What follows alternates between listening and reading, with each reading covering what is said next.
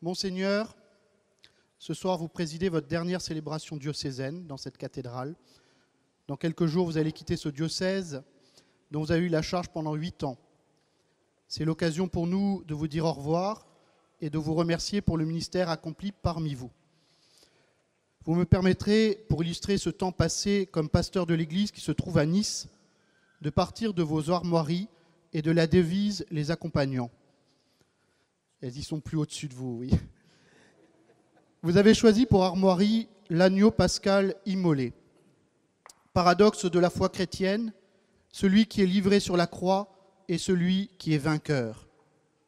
Durant ces 8 années, vous avez dû rappeler ce cœur de la foi chrétienne au cœur des événements dramatiques que notre diocèse et notre département ont connus.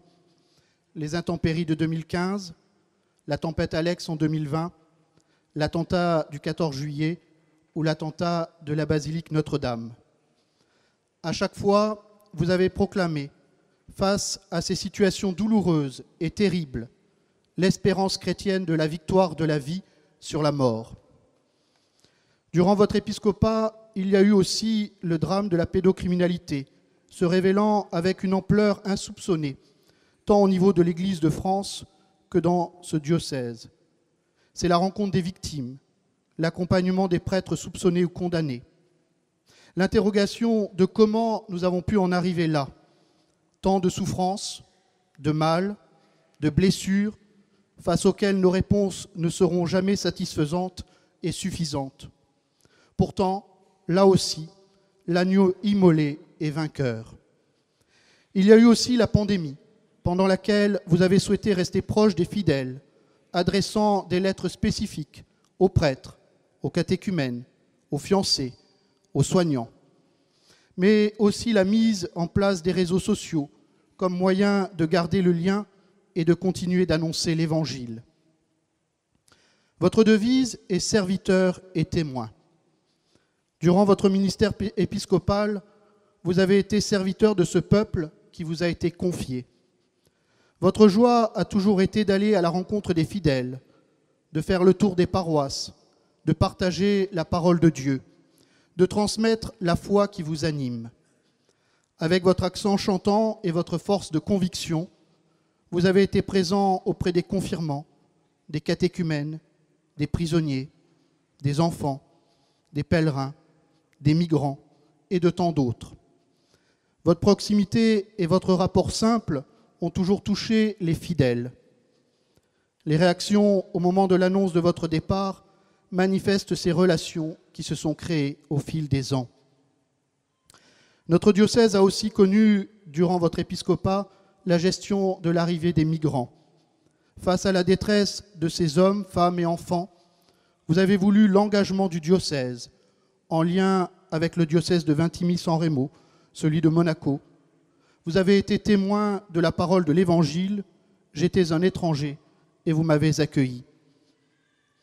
Dès votre arrivée dans le diocèse, dans la continuité de Diocèse 2000, vous avez invité les communautés chrétiennes à relire leur histoire sous le regard de Dieu, les inviter à vivre de la parole vivante du Seigneur.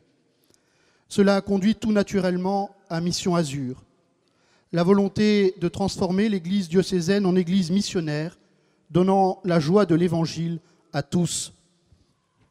L'année de l'Esprit Saint, la consécration du diocèse à l'Esprit Saint, l'école des témoins, sont autant de propositions visant à recentrer nos communautés chrétiennes sur le Christ, de se laisser guider par l'Esprit Saint pour aller vers le Père.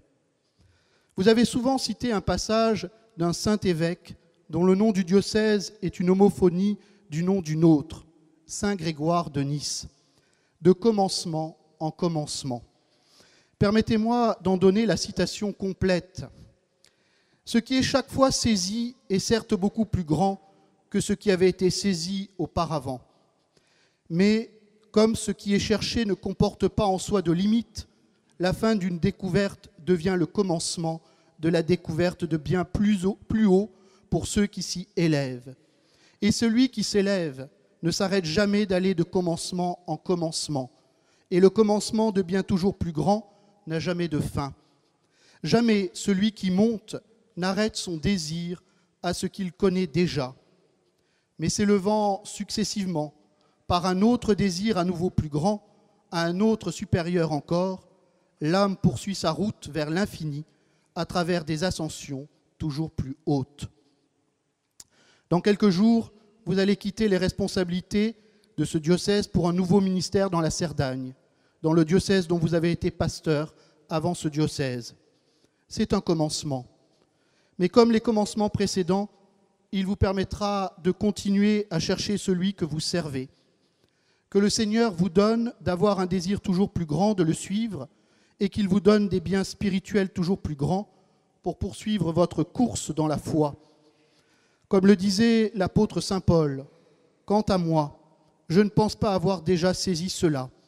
Une seule chose compte, oubliant ce qui est en arrière et lancé vers l'avant, je cours vers le but en vue du prix auquel Dieu nous appelle là-haut, dans le Christ Jésus. » Alors, mon Seigneur, poursuivez la course en vue du prix auquel Dieu vous appelle. Nous vous disons tout simplement merci de nous avoir accompagnés dans notre course, de nous avoir encouragés, soutenus et guidés, d'avoir été tout simplement pour nous serviteurs et témoins. Bonne route avec le Seigneur et nous resterons unis dans l'action de grâce commune pour les merveilles accomplies par le Seigneur.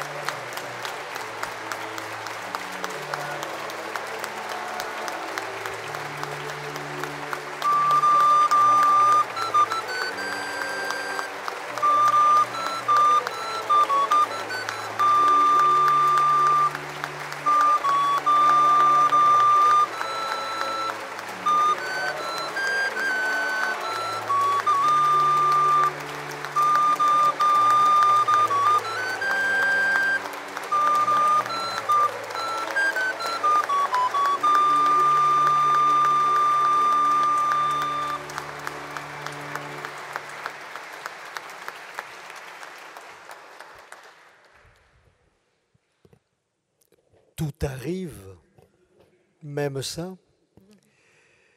Mais vous savez, le merci qu'il y a à dire, pour moi, le premier, c'est à Dieu.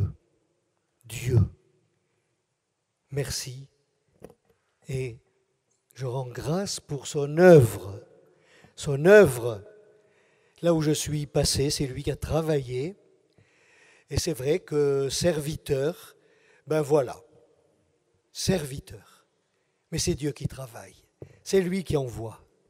Et puis merci à ceux qui ont accepté, et je peux énumérer, ça a été les prêtres, ça a été tous les chrétiens que j'ai rencontrés, les jeunes que j'ai confirmés, les adultes que j'ai confirmés, ceux que j'ai accompagnés, leur dire merci parce qu'ils m'ont fait ce que le Seigneur m'avait appelé à être, un témoin, un prêtre, un évêque. Voilà, c'est un parcours tout humble pour moi, mais la richesse, elle vient de Dieu. Alors, oui, je dis ce merci, parce qu'elle vient de Dieu, et elle vient de Dieu par vous. Et ce que vous représentez ici, c'est ça ma joie, ça a toujours été ma joie, et nous l'avons partagée, et je la partagerai encore. Merci.